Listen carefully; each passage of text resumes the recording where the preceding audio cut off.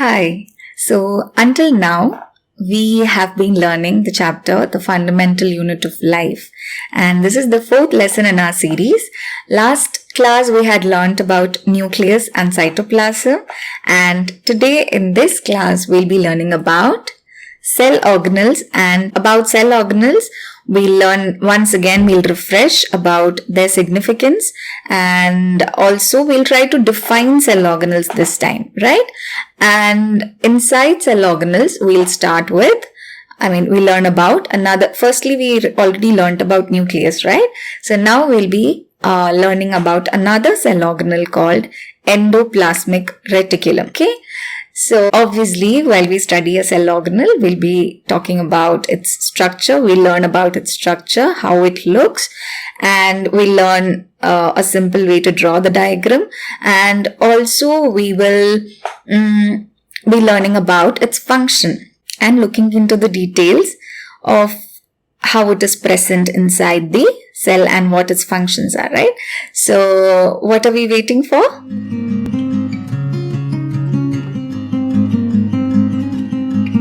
Yes, so before we get inside the cell and learn about all these complicated things, let's first take a simple example, right?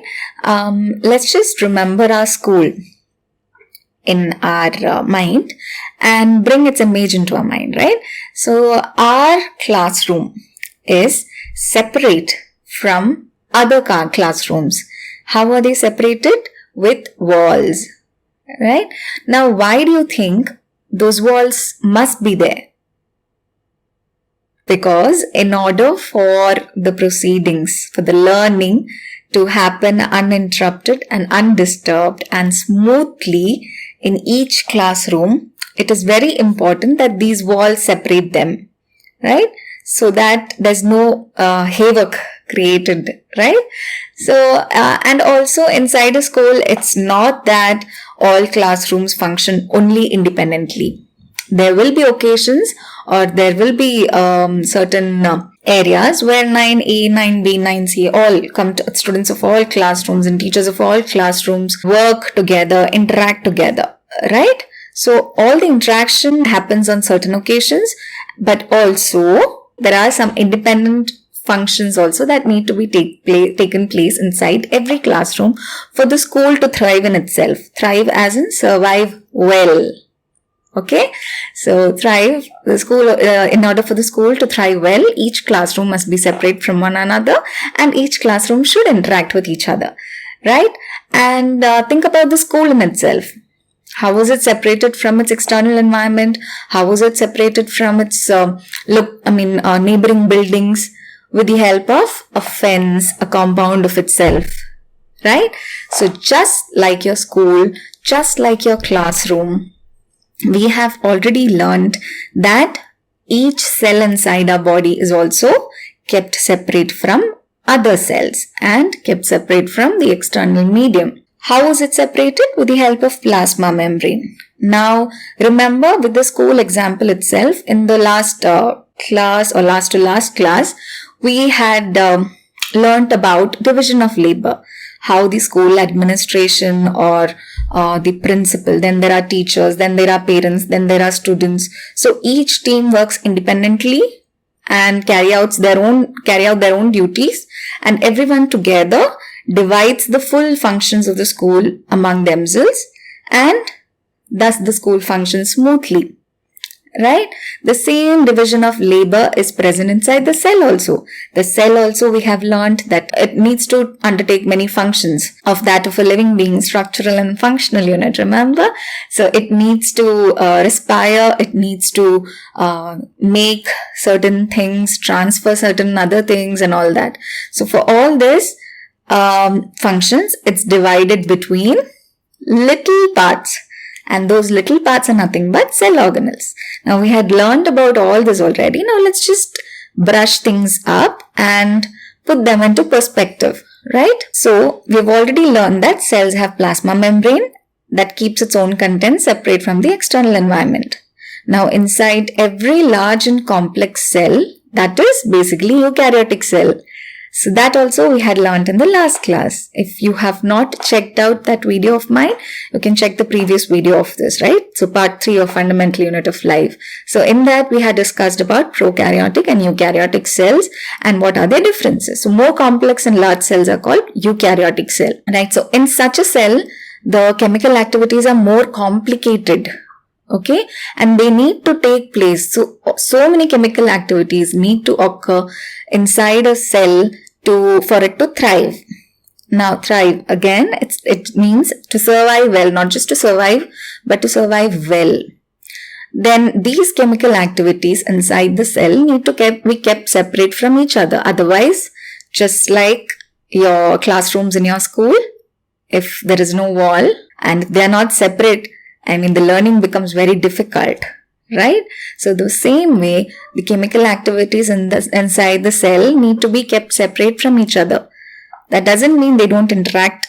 They do get mixed, but then even that needs to occur in a very controlled way. So there is a need for separation between all these chemical activities. Now that is made possible by the presence of membrane bound. We need to keep them separate, right? So that's possible by the presence of membrane-bound little structures called organelles within themselves, that is within the cell itself. Now one such organelle we have already learned is nucleus. Now some of these organelles are only visible with an electron microscope. So these organelles you will probably not be able to Most of these organelles you'll probably not be able to view under the compound microscope that is more common in your school, right? So we'll need an electron microscope to view them under the microscope, okay? To view them with our eyes. Okay, then one main point to note or remember actually, because last class we discussed that, is that membrane-bound cell organelles are absent in prokaryotic cell. Why? Because prokaryotic itself means primitive cell. So they are not that complicated and obviously the functions are not that complicated. So membrane-bound cell organelles are not present in prokaryotic cell. So we'll just have an idea about how varied these cell organelles look inside a cell. So this is the diagram of various cell organelles. Now can you identify the nucleus? So it's 1, 2, 3, 4, 5, the fifth diagram, right? Nucleus, nuclear membrane, nuclear pores, nucleolus, nucleoplasm, chromatin. I hope you're able to identify all those parts. Also, we have learnt about the cell membrane, right? We can see that too. Right. So, we learn about all these cell organelles one by one. But today, our first job is to try to define cell organelles. So, let's try. They are membrane-bound little structures inside a eukaryotic cell where various biochemical activities that are needed by the cell to function take place. So there are a few points. They are membrane bound, they are little, they are found in eukaryotic cell, and they help the cell to function by being the sites for biochemical activities, complicated biochemical activities. Now these are the 4 points that you need to include in the correct order.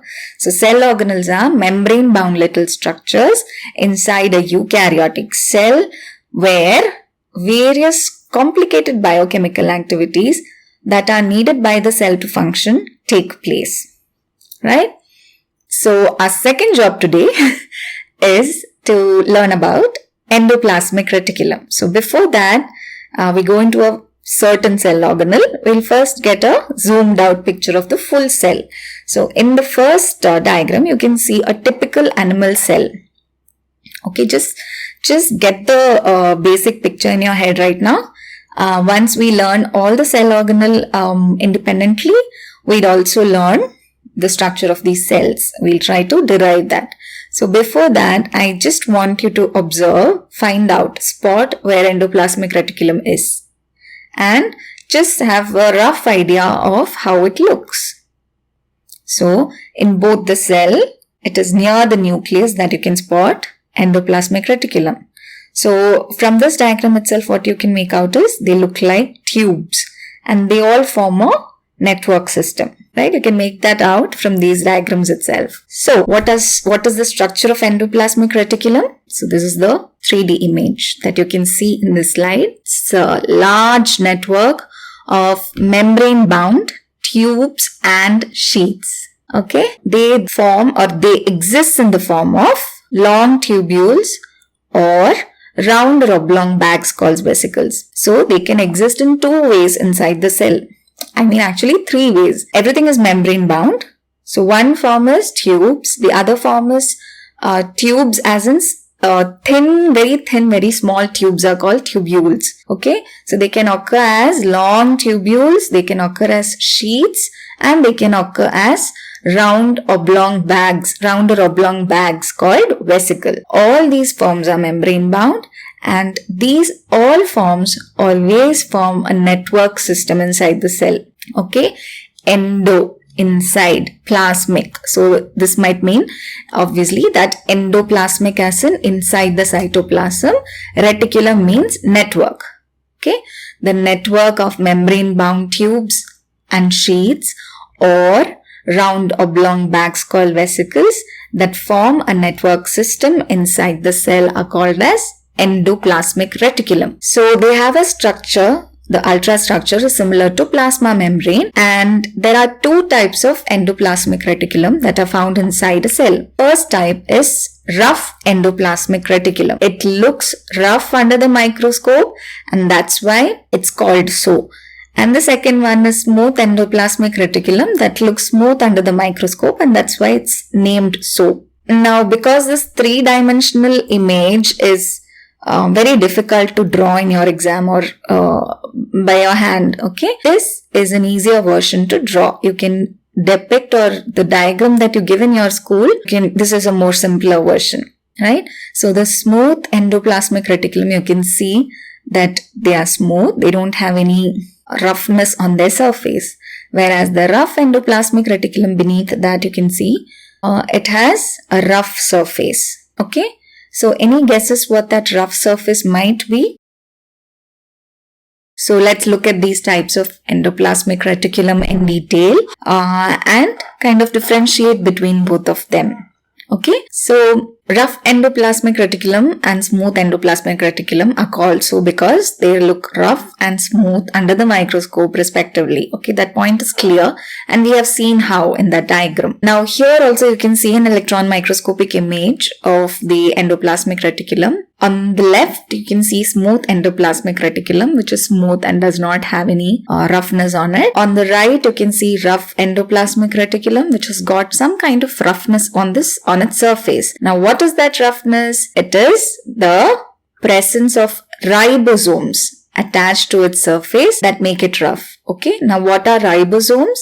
They are sites as in they are the place, the construction site, right? We call it site, the place of manufacture or place of construction, right? So ribosomes are sites of protein manufacture for the cell. So these ribosomes are found attached to rough endoplasmic reticulum, and that's why it becomes rough. Now in smooth endoplasmic reticulum, no ribosomes are present on its surface. That means ribosomes are absent in smooth endoplasmic reticulum, and hence it looks smooth. So because ribosomes are present on rough endoplasmic reticulum, that implies that it helps in the manufacture of transport of proteins. Right? They form a network system of tubules. So they are also involved in transport. Okay, so they help in the RER helps in the manufacture and transport of protein, whereas the SER or the smooth endoplasmic reticulum, it helps in the manufacture of fat molecules. Okay, what are fat molecules called? Lipids. Okay, so they help in the manufacture of fat molecules or lipids. One helps in the manufacture and transport of proteins, one in the manufacture and transport of lipids. Okay, so from these we can make out some of the functions of endoplasmic reticulum. So A, manufacture of proteins and lipids. Okay, and what do these proteins and lipids help the cell in doing? First is membrane biogenesis. Okay, so membrane biogenesis. Genesis always means birth.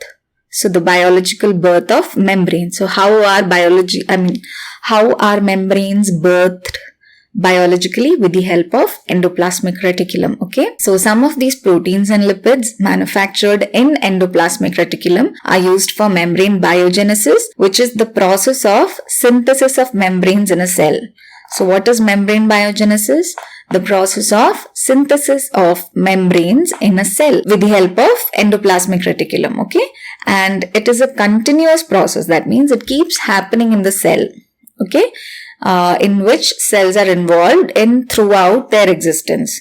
So obviously there'll be wear and tear and all that. Okay, so throughout its existence, a cell keeps creating new membrane. Even in our body itself, from a larger perspective, every day so many new cells are generated, right? Because so many get worn and torn and dead. So new cells are continuously created. Just like that, inside a cell also, membrane is continuously generated. Where? In endoplasmic reticulum. Okay, so some other proteins and lipids. So some of the proteins help in membrane biogenesis, proteins and lipids, and some other proteins and lipids made in ER function as hormones and enzymes. Okay, hormones, we are very familiar with that word because, it is their disturbance of their balance in our body are responsible for so many kinds of diseases. Okay, both physical and mental, right? And enzymes also, I think we are familiar because there are so many digestive enzymes. That is like the first type of enzyme that comes into our mind. So some proteins and lipids that are made in endoplasmic reticulum function as hormones and enzymes. And because they form a network of tubules, they also serve as channels for transport of materials between, first is to various regions of cytoplasm, and second is between cytoplasm and nucleus. See, we already saw that it it generally exists near the nucleus. So it also forms as a channel of transport between the nucleus and the cytoplasm. Okay, so these are the functions of some of the functions of endoplasmic reticulum: manufacture of proteins and lipids, their transport between cytoplasm and nucleus, and as well as to different regions of cytoplasm, and membrane biogenesis. And the proteins and lipids, some of them function as hormones and enzymes. Now, some more functions of endoplasmic reticulum are: it functions as a cytoplasmic framework. So they function as structures that provide a surface for some biochemical activities of the cell. Maybe biochemical activities, they mean the production of proteins, as we already saw. Then in some cells, the balance of calcium ions is maintained by chemical activities that occur on the surface of endoplasmic reticulum. So there are many complex biochemical activities that happen inside a cell. That's why there is a whole stream that you can take after school called biochemistry. Okay, so then in liver cells of vertebrates are generally, in a general sense, the animals that have a backbone, okay, are called as vertebrates. So in liver cells of vertebrates, so we are also included in that, smooth endoplasmic reticulum plays a crucial role in detoxification. So what is detoxification? Removal of toxins like many poisons and drugs. So the liver is a detoxifying organ. And what helps the cells of liver to detoxify? Smooth endoplasmic reticulum. So see how vital endoplasmic reticulum is. So right now, until now, we have learned that a typical process that happens inside a cell is the synthesis of proteins on ribosomes that are present on the rough endoplasmic reticulum. So suppose this black part is the cell, and the network of tubules around the spherical nucleus is nothing but the endoplasmic reticulum, and the yellow shape that is being shown here is a protein. Okay, suppose diagrammatically it's been represented like that. Okay, so it's synthesized on the endoplasmic reticulum, and then it travels into the channels or tubules from the surface. And inside these tubules or channels, there may be sugars that can be added onto this protein if need be. And that process is nothing but glycosylation. Okay. And then a vesicle is pinched. Vesicle as in little membrane bound sacs or bags. Okay. Out from the this tubule, and within it, the protein plus sugar is enclosed, and these vesicles transport the protein into the next stage or the next site where they are needed. Okay, so about that we'll be learning in the next class. Until now, what did we learn today in this class? We learned what are cell organelles and how they can be defined. Okay, membrane bound, little structures inside the cell wherein complicated biochemical activities take place in order to help the cell to function. And we learned about what endoplasmic reticulum is, what are the forms in which they exist inside the cell, and we saw their structure and discussed their types and differences, and also we discussed their function. And while discussing their functions, we learned about a process called membrane biogenesis, which is the continuous synthesis of the membranes inside a cell, both plasma membrane and the membranes of cell organelles. Okay, and we also learned about ribosomes in the process. Okay, that they are the sites of protein synthesis. So that's it for today. Thanks a lot for all the support you've been giving me. Please continue supporting by liking, sharing and subscribing to my channel. Please press the bell button so that you'll be notified when I release a new video. So see you next Friday for our next Friday focus session of fundamental unit of life part 5. Okay, so thanks a lot. Keep coming back to this channel. Okay, see you next time.